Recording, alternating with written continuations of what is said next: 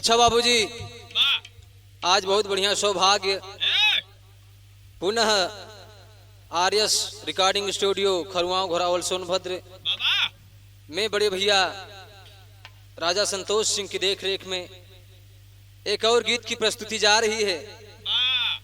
हमें आशा नहीं बल्कि पूरा विश्वास है कि आप लोगों को बेहद पसंद आएगा।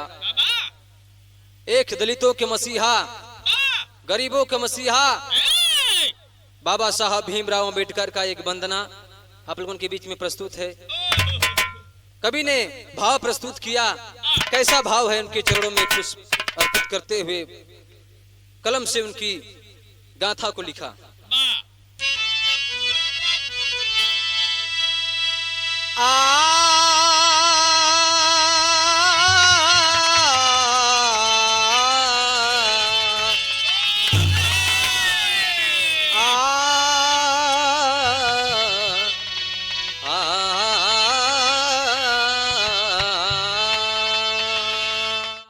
भीम तुम्हारे चरणों में मैं,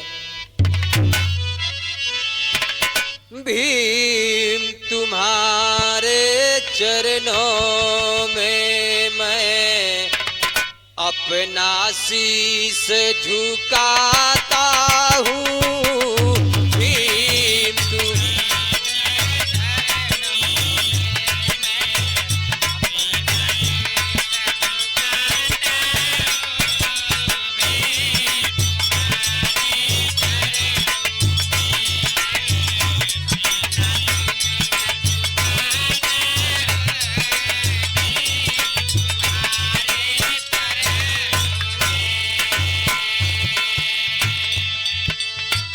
दिल के गहराइयों से मैं तो श्रद्धा सुमन चढ़ाता हूँ।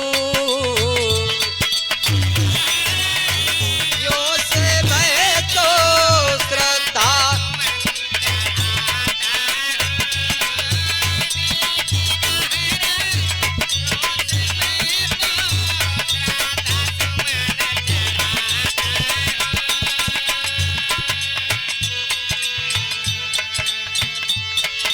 भीम तुम्हारे चरणों में मैं, भीम तुम्हारे चरणों में मैं अपना शीश झुकाता हूँ।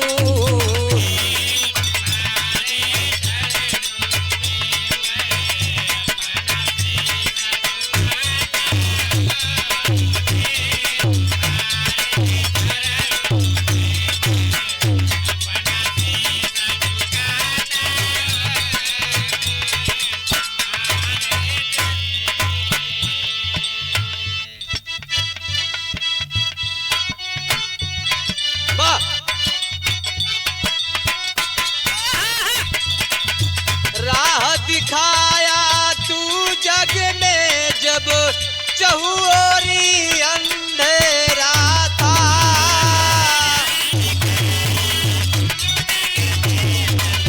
चहुओरी अंधेरा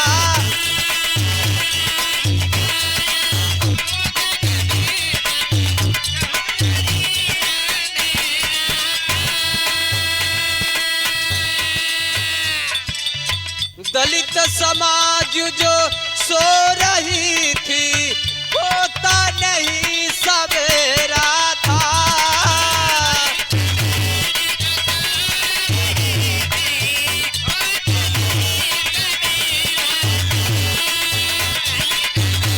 जय जय हो।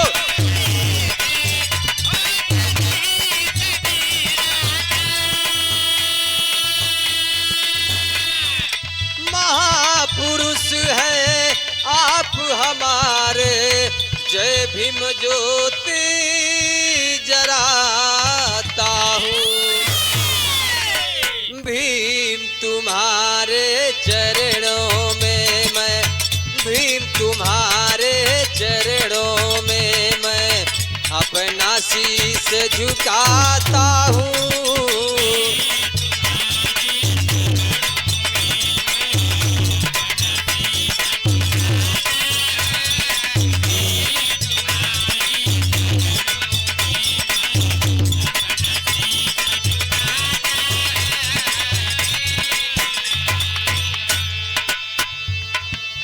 दूसरी अंतरा में कवि ने बहुत सुंदर भाव अपनी कलम से लिखा। क्या लिखा? 33 करोड़ देवी देवता ना कुछ करके दिखाया है।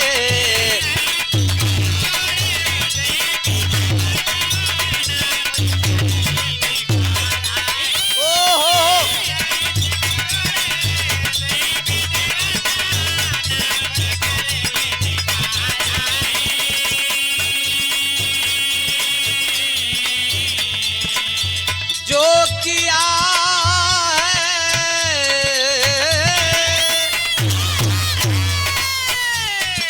है बाबा साहब, आपने वो करके दिखाया जो दुनिया की किसी ताकत ने नहीं करके दिखाया। 33 करोड़ देवी देवताओं ने हिंदुस्तान की सरजमी पर, जो कि केवल बनावटी के हैं, जो कुछ करने वाले नहीं हैं, वो लोग ने जो नहीं करके दिखाया, आपने दिखाया। कैसे दिखाया? जो किया सब आप किया है, घर घर ज्योति जराया है।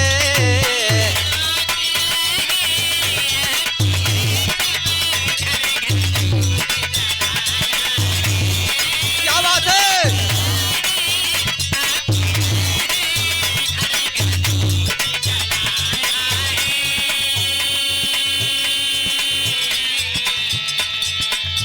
आपके शिक्षा की दरिया में डुबकी रोज लगाता हूँ। अरे भीम तुम्हारे चरणों में मैं, भीम तुम्हारे चरणों में मैं अपना शीश झुकाता हूँ।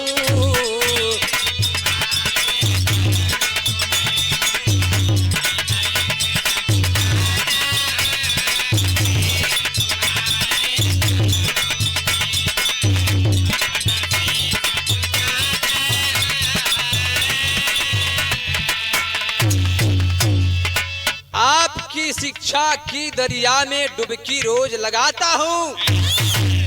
भीम तुम्हारे चरणों में मैं श्रद्धा सुमन चढ़ाता हूँ।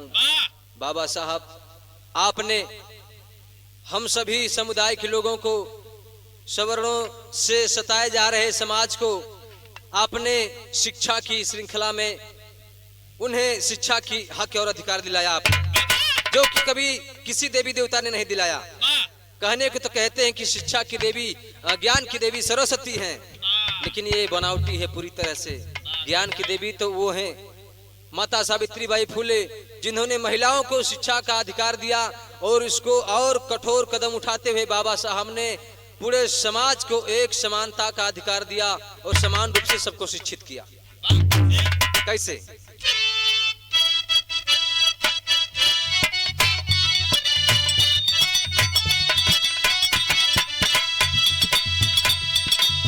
मन मंदिर में मन प्यासा है, मन के मंदिर में मन प्यासा, आशा भीम पुजारी का।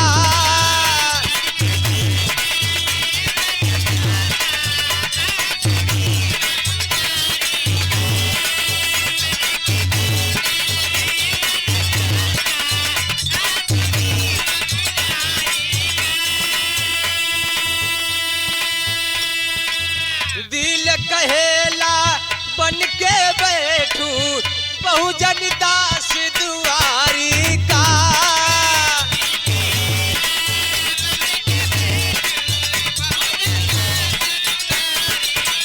क्या बात है?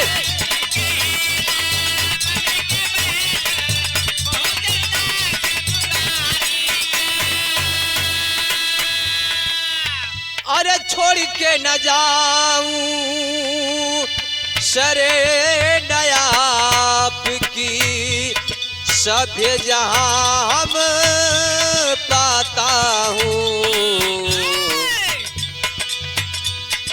भीम तुम्हारे चरणों में मैं, भीम तुम्हारे चरणों में मैं अपना शीश झुकाता हूँ।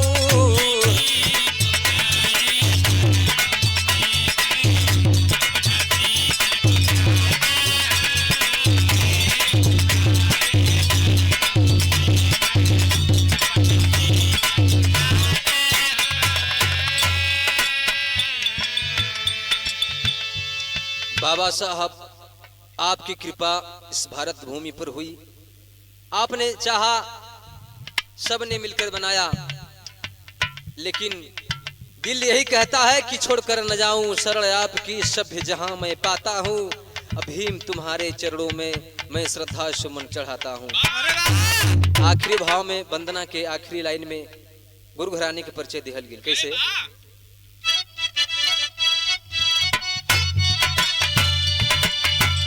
अरे मोहाल आसी हरिवंश जी, अरे भीम बुद्ध के प्यारे हो।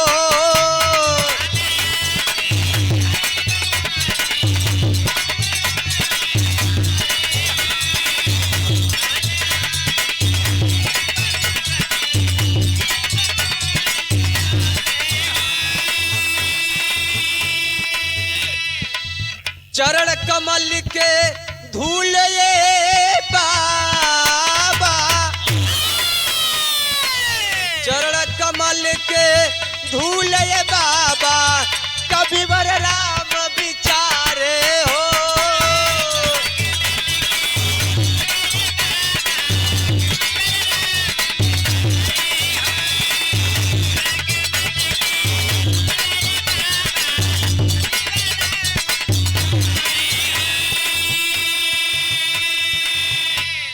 अरे भीम बना कर भीम गए हैं,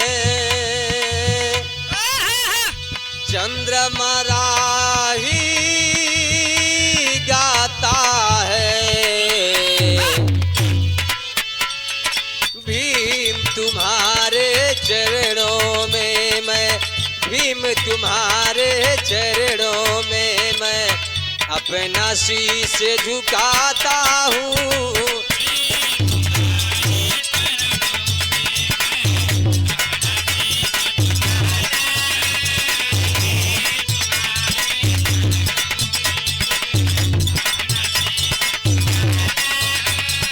भीम तुम्हारे चरणों में मैं,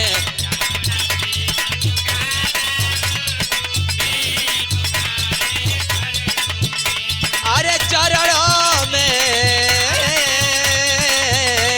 शीश झुका